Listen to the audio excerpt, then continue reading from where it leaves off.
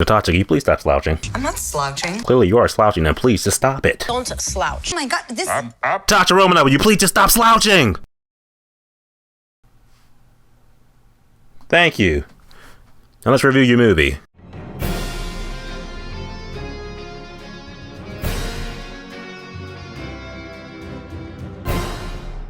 Marvel Studios' Black Widow. So Black Widow is the 24th movie in the MCU, the Marvel Cinematic Universe. Holy shit. The movie was supposed to come out last year after so many delays. The movie is finally out, and is this movie good? I'll say, God, this is a good movie, I will say. It's a movie worth seeing in theaters. I know it comes out at the same time on Disney Plus, and Disney's like, well, we pushed it back a lot, so we're gonna make the moolah. But I will say that for the action scenes alone, this is worth going to the movies to see again, because, yeah, Marvel's back! Even though they've been back with the Disney Plus show, but it's like this is their first movie on the big screen since 2019. That feels so long, but it's good to see, like, yeah, Marvel's back in their element, clearly, with Black Widow, and they're back on the big screen. That's the way the movie should be seen. I'll say this movie is like kind of like in a weird position, because it's kind of like this movie benefits from coming out when it is coming out, because it is the first Marvel movie to hit the big screen in almost 2 years. So in that element, it's like, yeah, shit, Marvel. We ain't seen Marvel in the big screen forever. Let's go see it. Also in this vein, that it's kind of like this movie was supposed to come out like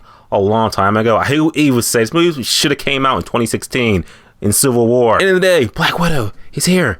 Let's talk about it. Look at the pros and cons why I believe that Black Widow is worth seeing in theaters, and let's talk about the pros and cons with it. Here we go. First of all, adding in the movie, my girl, Scarlett Johansson, the hottest Marvel chick, period. I know you guys like Gamora and everything like that, but Black Widow, she will always be wife.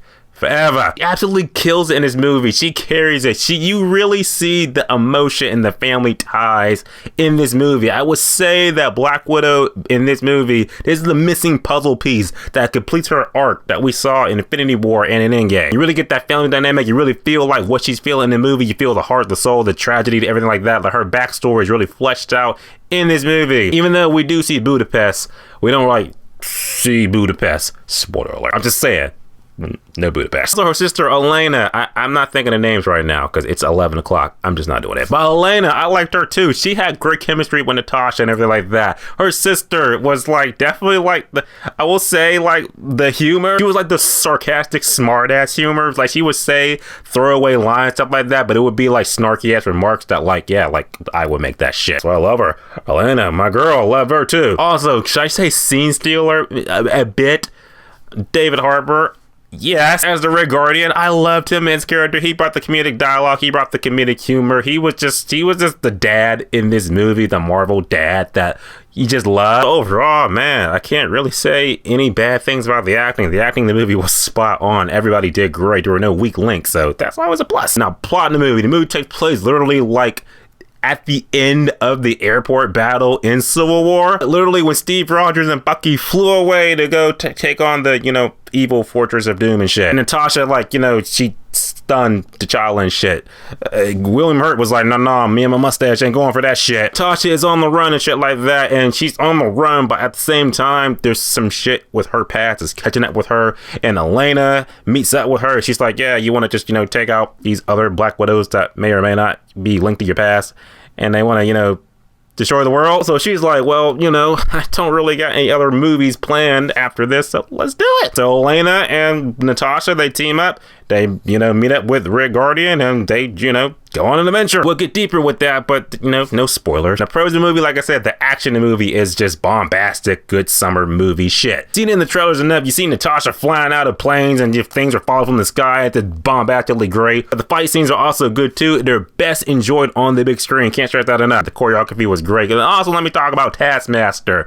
He was good, too. In the couple of scenes he had, like the scenes you saw in the trailer, that's what you're gonna get in the movie. But I will say, there's a thing with Taskmaster that I had a knee-jerk reaction, and I'm like, I don't know if I like that. But then it's like, when it gets unfolding, I'm like, okay, I guess I'll roll with it. If you saw the movie, then you know what I'm talking about. Like I said, it has good heart in the movie, too. Like I said, it's that good family dynamic. Just really fleshes out Natasha's character to the point that I'm like, yeah, I understand, how fucked up you were in Endgame. You're like, I didn't have a family. I didn't have anybody.